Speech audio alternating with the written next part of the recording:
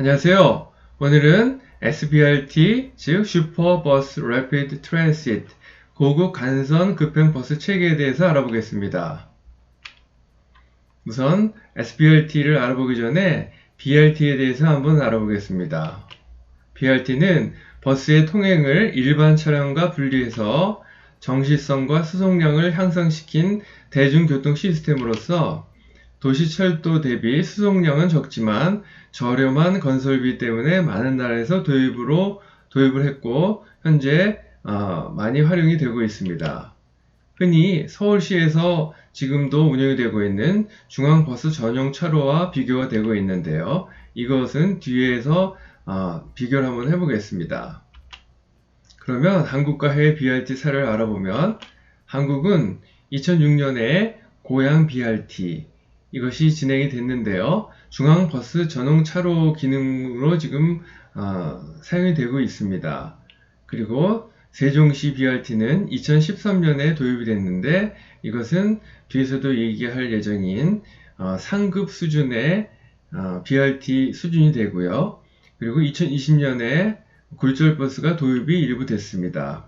그리고 2016년에 청라부터 강서 BRT가 일부 개통이 됐는데 중간에 정류장이 워낙 많아서 반쪽 BRT라는 얘기가 많이 들리고 있습니다. 부산광역시에는 2016년부터 동래 해운대 구간이 진행이 되고 있고 2019년에는 동래 서면 그리고 2021년에는 서면에서부터 충무동까지가 개통될 예정인데 기존에 도시에다가 설치하기 때문에 BRT의 충분한 장점을 활용을 얻기가 어렵습니다.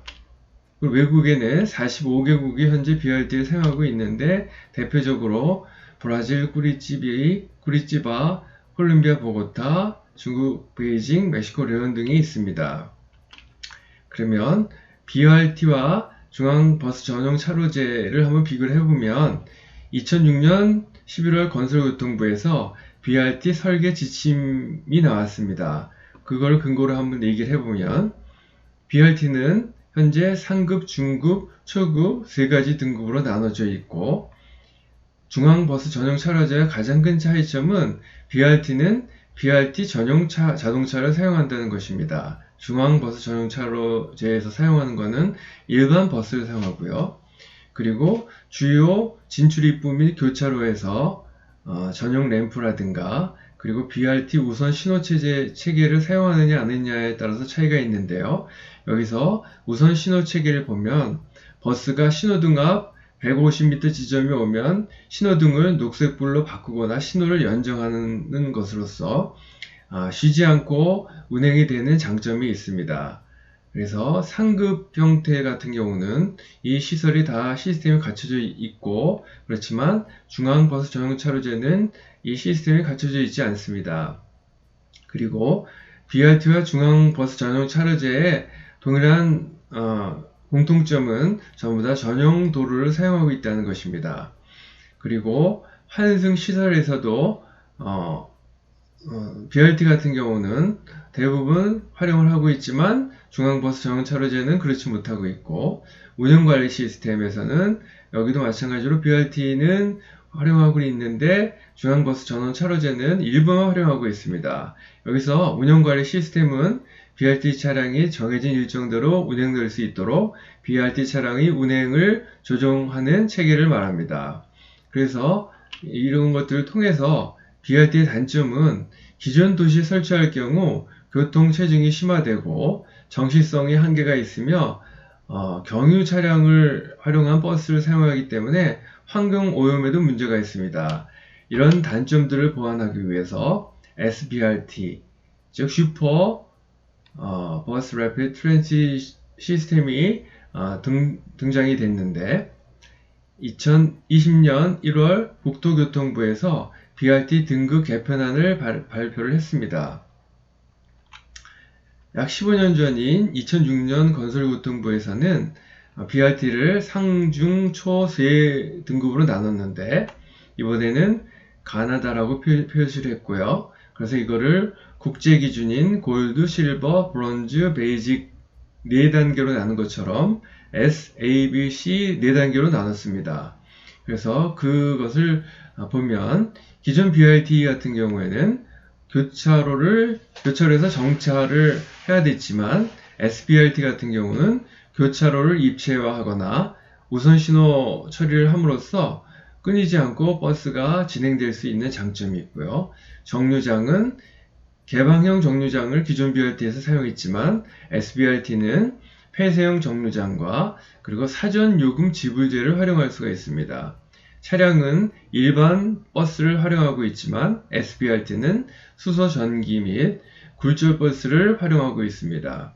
그리고 수평 승하차를 기존 BRT에서는 되지 않았지만 SBRT에서는 이게 가능해졌습니다. 그래서 SBRT의 특징을 좀 더 자세히 보면 기존 속도와 정시성을 확보할 수 있다는 것입니다. 즉 출도착이 2분 내에 가능한다는 얘기고요. 그리고 스마트 정류장이 가능하고요. 그리고 수소나 전기버스를 활용을 해서 친환경 차량을 활용함으로써 대기오염이 저감되는 그런 장점도 있습니다. 그리고 이용객 편의시설이 충분히 있어서 냉난방 시설이라든가 와이파이, 위치정보 표시 서비스도 활용이 가능합니다. 그리고 기존의 GTX라든가 전철과의 환승거리를 최소화할 수 있는 장점도 있습니다. 그래서 이거를 도식화해보면 SBRT의 기능은 대도시권의 지하철 연장 및 보안 역할의 기능이 있습니다. 그래서 서울 도심에 올 경우에 서울 부도심에서 GTX를 통해서 오죠. 그리고 1, 2, 3기 신도시에서 서울 부도심으로 올 때는 새로 생길 SBRT를 통해서 온다는 개념입니다. 그리고 지방 중소도시 간선 교통 기능으로도 SBRT를 활용할 수가 있습니다.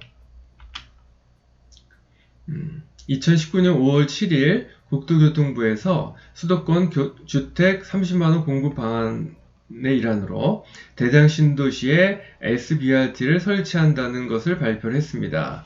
그것을 그림으로 보면 기점은 부천 종합운동장역에서 시작을 해서 부천 대장지구를 지나서 인천 계양지구를 또 지나서 김포공항역까지 오는 요 SBRT를 신설한다는 개념입니다. 기존 BRT의 단점은 도시지역에 새롭게 설치할 경우에 도로가 협소해지는 그런 단점이 있었기 때문에 SBRT의 큰 장점을 얻을 수 없었지만 부천 대장 신도시나 인천 계양지구는 현재 대부분 논이나 밭으로 이루어져 있기 때문에 새롭게 도시를 계획하고 도로를 설치하는 그런 장점이 있어서 SBRT를 활용할 수 있는 충분한 장점이 있다고 생각이 됩니다. 이렇듯이 부천 지역에는 기존의 개발 정보로 대장 신도시가 계획이 되어 있고 또 부천 종합운동장역 역세권 개발 사업이 있는데 이 두 곳에 또 SBRT가 건설됨으로써 앞으로도 부천에는 부동산이 가치가 상승될 가능성이 높아 보입니다.